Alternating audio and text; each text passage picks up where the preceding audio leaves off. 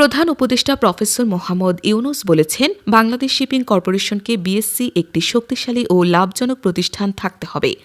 আজ বুধবার নৌপরিবহন মন্ত্রণালয়ের আওতাধীন বাংলাদেশ শিপিং কর্পোরেশন বিএসসি কর্তৃক বাস্তবায়িত ৬টি জাহাজ ক্রয় প্রকল্পের জন্য গৃহীত ঋণ পরিশোধের লক্ষ্যে স্বাক্ষরিত সাবসিডিয়ারি লোন এগ্রিমেন্ট SLA মোতাবেক কিস্তি এবং ২০২৪-২০২৫ অর্থ বছরে ঘোষিত লভ্যাংশ থেকে সরকারের পাওনা বাবদ মোট ২০৩ কোটি ৪৭ লক্ষ কোটি টাকার চেক প্রধান উপদেষ্টা প্রফেসর মোহাম্মদ ইউনুসের নিকট হস্তান্তর অনুষ্ঠানে এ কথা বলেন তিনি।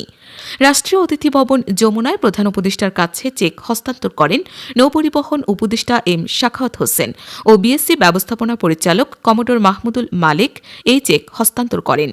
প্রধান উপদেষ্টা বলেন, সাম্প্রতিক সময়ে যেভাবে লাভজনক প্রতিষ্ঠান হিসেবে দাঁড়িয়েছে বিএসসি তা ধরে রাখতে হবে। তিনি বলেন, ভবিষ্যতে এমনভাবে পরিকল্পনা করতে হবে যাতে এই প্রতিষ্ঠানের আয় দিয়ে প্রতিষ্ঠানই আরও শক্তিশালী হয়, বহরে নতুন নতুন জাহাজ যুক্ত হয়।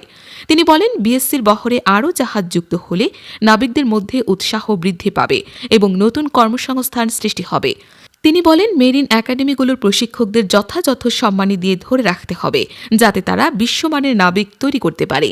প্রধান উপদেষ্টার নির্দেশনার প্রেক্ষিতে বিএসসি এরই মধ্যে বেশ কিছু নতুন জাহাজ সংগ্রহের পদক্ষেপ গ্রহণ করেছে, যেমন সম্পূর্ণ নিজস্ব অর্থায়নে 2টি বাল্ক ক্যারিয়ার জাহাজ সংগ্রহের আওতায় প্রথম জাহাজ বাংলার প্রগতি গত 28 অক্টোবর 2025 তারিখে ডেলিভারি গ্রহণপূর্বক বাণিজ্যে নিয়োজিত করা হয়েছে। এছাড়া দ্বিতীয় জাহাজটি বাংলার নবযাত্রা আগামী 30 জানুয়ারি 2026 ডেলিভারির জন্য সূচি নির্ধারিত রয়েছে। পাশাপাশি সরকারি অর্থায়নে 2টি MR প্রোডাক্ট অয়েল ট্যাঙ্কার এবং নিজস্ব অর্থায়নে একটি আল্ট্রাম্যাক্স আকারের বাল্ক ক্যারিয়ার জাহাজ অর্জনের কার্যক্রম চলমান রয়েছে।